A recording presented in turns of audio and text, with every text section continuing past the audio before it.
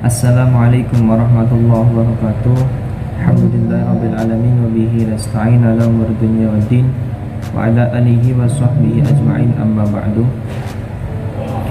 Kenalkan, nama saya Faiz Barul Ulum. Saya dari jurusan Pendidikan Bahasa Arab semester 5 kelas B. Langsung yang pertama di sini saya akan menjelaskan makna kompetensi inti dan kompetensi dasar mata pelajaran bahasa Arab di Madrasah Tsanawiyah dalam KMA nomor 183 tahun 2019.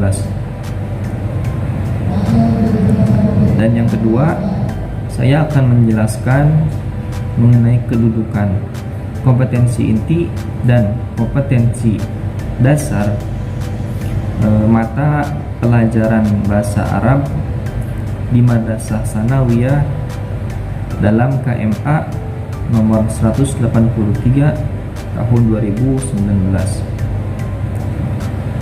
Kemudian yang ketiga, di sini saya akan menguraikan mengenai aspek materi pembelajaran bahasa Arab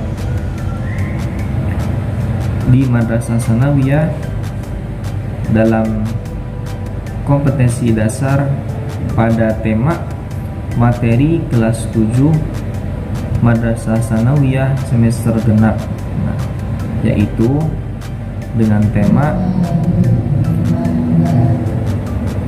min yaumiyatil usroh. Itu tema yang akan saya uraikan. Baiklah, langsung saja.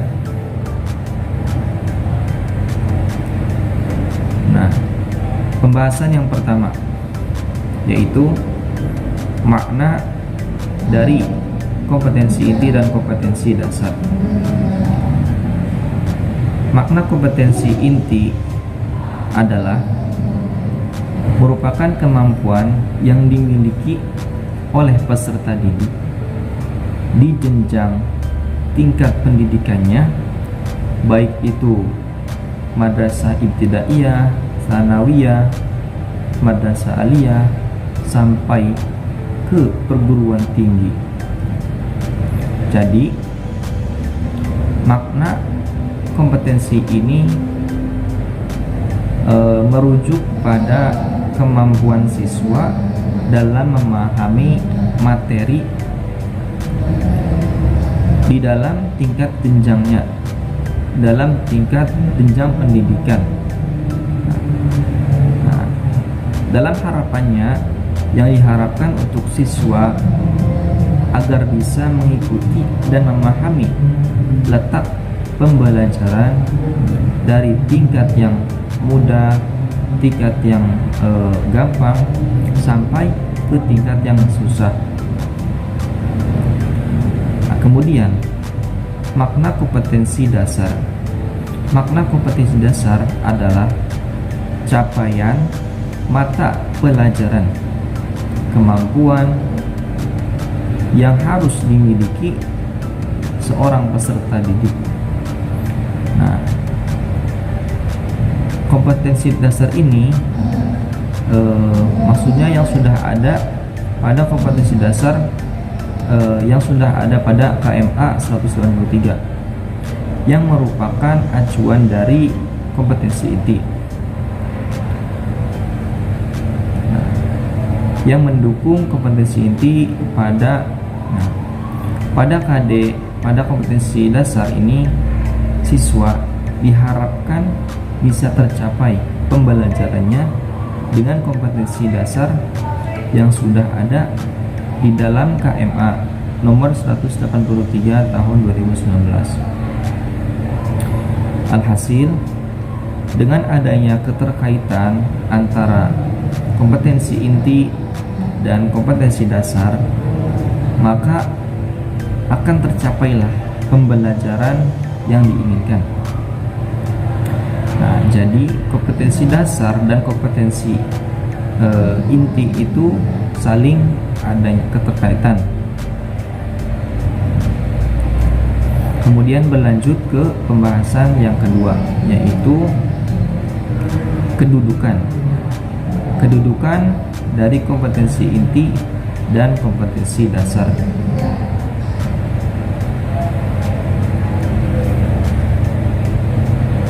Kedudukan kompetensi inti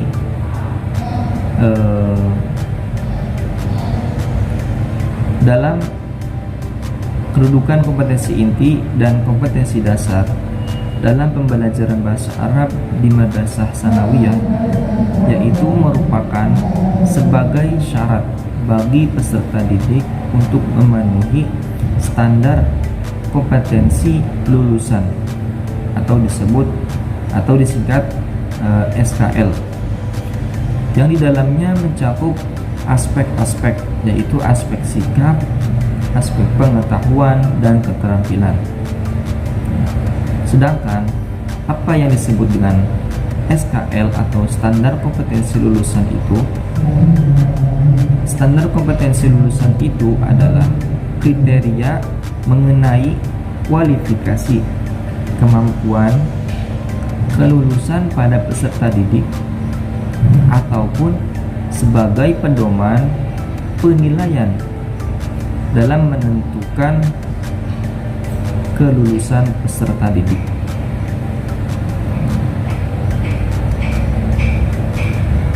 Jadi pada prinsipnya kedudukan kompetensi inti dan kompetensi dasar ini supaya peserta didik lulus dalam pembelajaran, sehingga dalam lulus itu peserta didik mempunyai nilai yang di atas rata-rata dan berkualitas bagi baik dan bagus. Kemudian berlanjut ke pembahasan yang ketiga, yaitu aspek-aspek materi pelajaran bahasa Arab Madrasah Tsanawiyah dalam KMA nomor 183 tahun 2019.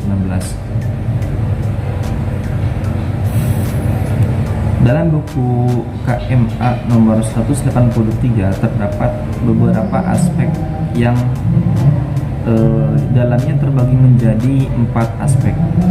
Aspek yang pertama, kompetensi dasar 1, yaitu sikap.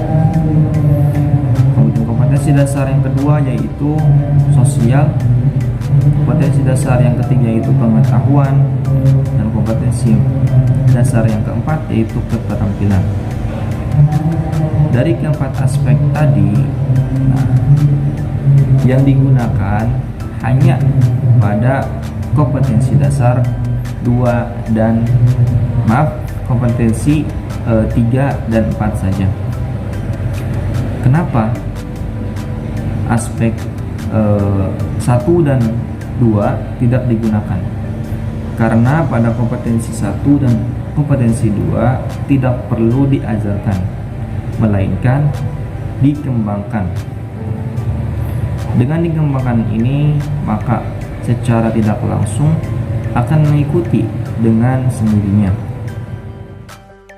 Di sini terdapat rumusan menurut KMA nomor 183 tahun 2019, mata pembelajaran bahasa Arab Madrasah Tsanawiyah pada kelas 7 semester genap, dengan tema yaitu min yaumiyatil usrah.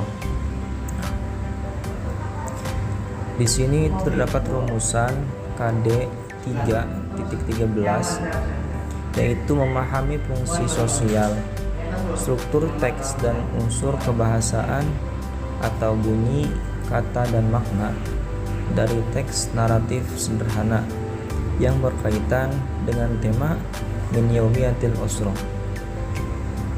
Hal ini melibatkan tindak tutur memberi dan meminta informasi tentang kegiatan sehari-hari di dalam keluarga dengan memperhatikan susunan gramatikal, tasrif, al-mudhari lil mufrad. Nah, dalam KD 3.13 ini, maka siswa harus memiliki kemampuan harus menguasai bentuk-bentuk tasrif fi'il mudhari lil mufrad. Contohnya di sini ada bentuk dari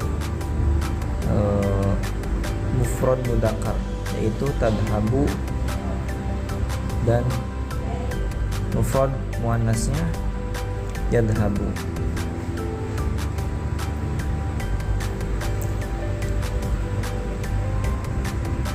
Kemudian pada KD 3.12 itu menganalisis gagasan dari teks naratif sederhana yang berkaitan dengan tema min yaumil usrah dengan memperhatikan bentuk, makna, dan fungsi dari susunan gramatikal tasrif mudhari lil mufrad. Pada KD 3.13 ini siswa harus menguasai bentuk sederhana atau bentuk kalimat pada tema min yaumil usrah ini dengan memperhatikan makna dan fungsi kalimat fi'il mudhari yang berupa mufrad. Kemudian yang pada rumusan KD 4.14 KD 4.11 mendemonstrasikan atau menunjukkan tidak tutur memberi dan meminta informasi tentang kegiatan sehari-hari keluarga dengan memperhatikan bentuk, makna, dan fungsi susunan gramatikal tasrif lil mudhari, tasrif al mudhari lil mufrad, baik itu secara lisan maupun tulisan.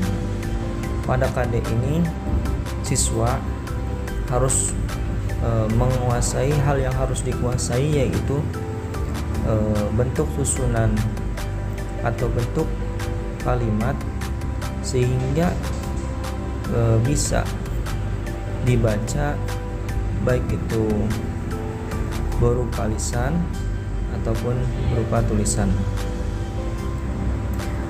Kemudian yang terakhir itu pada KD 4.12 menyajikan hasil analisis gagasan dari teks naratif sederhana yang berkaitan dengan tema min yaumiyatil usrah dengan memperhatikan bentuk, makna, dan fungsi dari susunan gramatikal tasrif al mudhari lil mufrad. Siswa harus menguasai susunan dari teks yang berupa sederhana dengan tema tadi.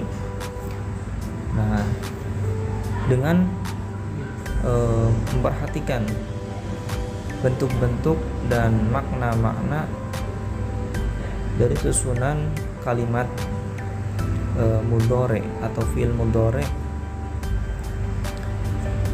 pada tema tadi. Nah, kemudian dari keempat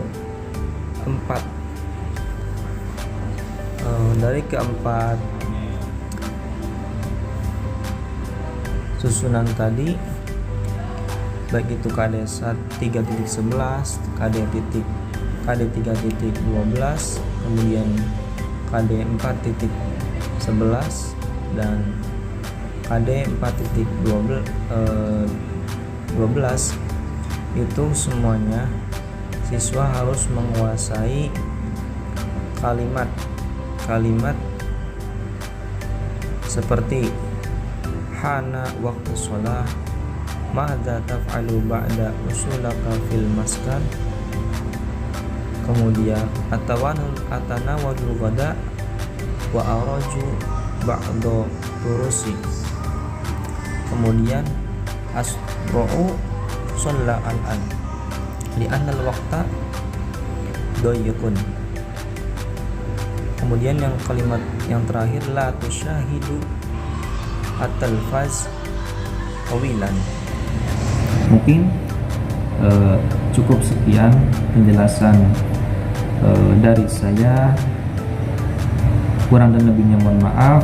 Syukron ala ikmamikum. Wabillahi taufiq wal hidayah. Assalamualaikum warahmatullahi wabarakatuh.